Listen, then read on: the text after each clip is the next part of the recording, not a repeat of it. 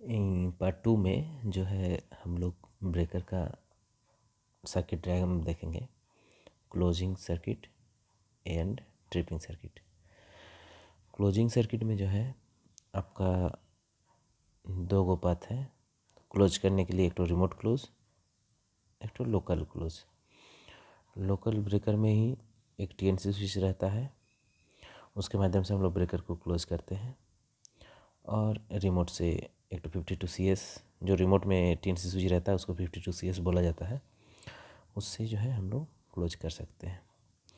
ये LR switch ये भी रह सकता है, टीएनसी स्विच आगे भी रह सकता है, ये ब्रेकर में रहता है।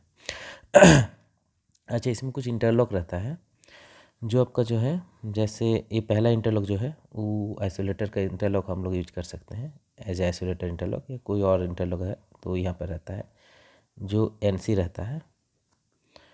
अच्छा, ये ब्रेकर जो है अभी ऑफ कंडीशन में है, इसको हम लोग ऑन करने के लिए रेडी रखेंगे अगर, तो क्या क्या कंडीशन फुलफिल होना चाहिए। 52Y जो है आपका एंटी बफरिंग में 52Y का एनसी पथ जो है, एनसी है ये, मतलब आपका 52Y अगर ऑपरेट किया हुआ नहीं है तो ये एनसी रहेगा। तो आपका जो है ब्रेकर ऑन होने के लिए 52Y को ऑपरेट किया हुआ नहीं रहना चाहिए। तो जो है आपका 52Y का एनसी पथ जो है ये एनसी ही रहेगा जो क्लोज रहेगा। तो इससे आगे बढ़ जाएंगे हम लोग। उसके बाद आता है 63GLX, या जो है gas lockout. Gas lockout contactor जो है ये आपका एनसी रहना चाहिए, मतलब आपका जो है ये एनसी कॉन्टैक्ट को हम यूज किए हैं। तो ये एनसी कब रहेगा, इसके लिए जो है आपको एक तो डायग्राम दिखाते हैं। ये 63GLX का डायग्राम है, 63GLX का कॉयल है। 63GL जो लॉकआउट का प्रेशर स्विच है, इसका हम लोग एनसी कॉन्टैक्ट को यूज किए हैं। इसके एक साइड में पॉजिटिव दे के रखते हैं और कॉयल के एक साइड में नेगेटिव। ये पॉजिटिव थ्रू कराएगा, कब कराएगा, आपका गैस प्रेशर जब ज़ीरो होगा। गैस प्रेशर जब एक तो जो क्वांटिटी जो लेवल है उससे अगर कम हो जाएगा तो 63GL का जो ये कॉन्टैक्ट है प्रेशर स्विच ये लग जाएगा, ठीक है, मतलब आपका एनसी पथ थ्रू हो जाएगा। तो आपका जो है ये आपका 63GLX ऑपरेट हो जाएगा, और ऑपरेट होने के बाद जो है इसका जो जितना सारा सिस्टम है वो चेंज हो जाएगा। मतलब जो एनसी रहता है वो ओपन हो जाएगा, जो एनओ रहता है वो क्लोज हो जाएगा, ठीक है, ओके। तो आपका जो है 63GLX जो है अभी ब्रेकर ऑन करना है, तो 63GLX का जो एनसी पथ है उसको एनसी रहने देना होगा। इसका मतलब जो है गैस प्रेशर को हम लोग को नॉर्मल रखना होगा। गैस प्रेशर नॉर्मल रखना होगा। एंटी पंपिंग को ऑपरेट किया हुआ नहीं होना होगा। अगर एंटी पंपिंग ऑपरेट है तो ये ओपन हो जाएगा, तो फिर ब्रेकर ऑपरेट होने नहीं देगा। इसके अलावा जो और एक तो इंटरलॉक है जो आपका 88M है, मतलब आपका मोटर सर्किट जो है। तो आपका मोटर सर्किट का क्या है, अगर ब्रेकर ओपन है, ब्रेकर को क्लोज करना चाहते हैं और स्प्रिंग चार्जिंग ब्रेकर है, तब आपका 88M जो है, ये जो स्प्रिंग है, स्प्रिंग को हम लोग को चार्ज रखना होगा।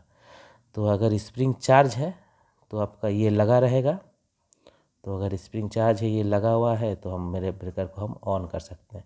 ये सब इंटरलॉक इसलिए दिया जाता है ताकि ब्रेकर जो है एक सुरक्षित कंडीशन में ऑपरेट हो, ऑन हो। मतलब ऐसा नहीं हो कि गैस प्रेशर लो है और मेरे ब्रेकर ऑन हो जाए, तो जो है आपका अगर सर्किट कंप्लीट है, मतलब आपका जो अगर लोड कंडीशन में है, तो ब्रेकर को फटने का चांस रहता है, या फिर उसको ऑपरेट नहीं करना चाहिए उस कंडीशन में। अगर गैस नहीं है या स्प्रिंग चार्ज नहीं है तो ब्रेकर ऑन होगा नहीं, वो ऐसे ही नहीं होगा, क्योंकि उसका मैकेनिज्म ही नहीं ऑपरेट होने देगा।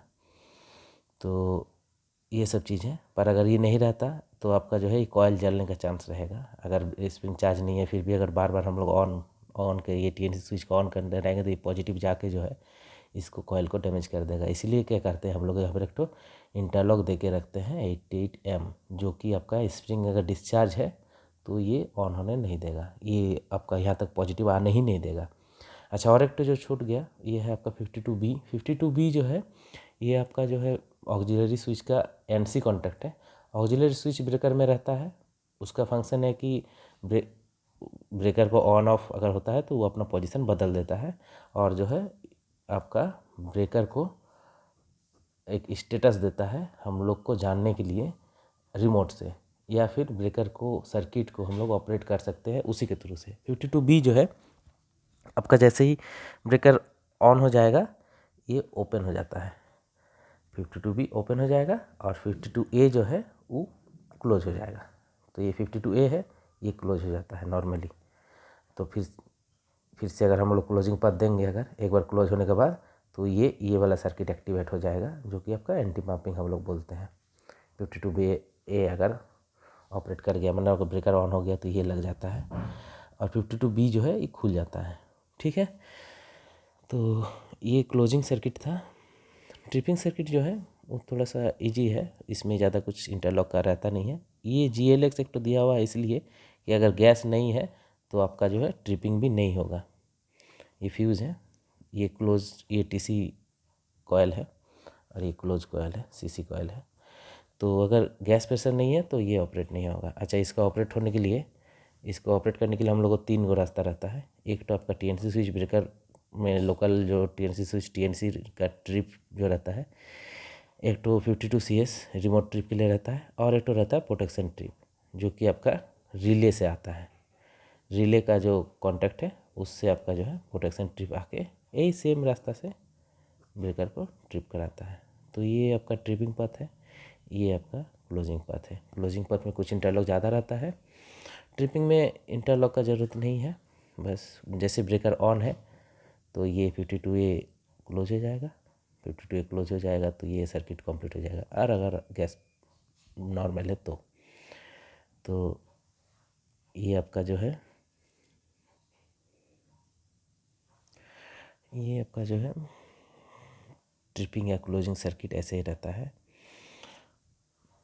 और कुछ चीज़ें इसमें अगर छूट गया है तो आप लोग बोल सकते हैं, हम कोशिश करेंगे कि इसका आंसर दे सकें।